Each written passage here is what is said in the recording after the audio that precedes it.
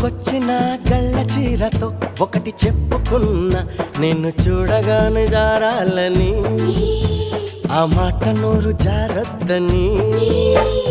నువ్వు పెట్టుకొచ్చిన కళ్ళ జోడుతో ఒకటి చెప్పుకున్నా, మేము వల్లుకుంటే చూడొద్దని, ఈ లొల్లి బయట చెప్పొద్దని.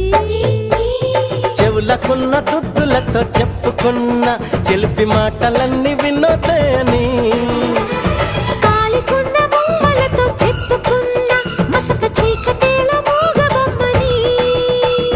నీకన్నే తనానికే చెప్పుకున్నా, తనకేవేవో చెబుతానని, అవి నీ కూడా చెప్పొద్దని.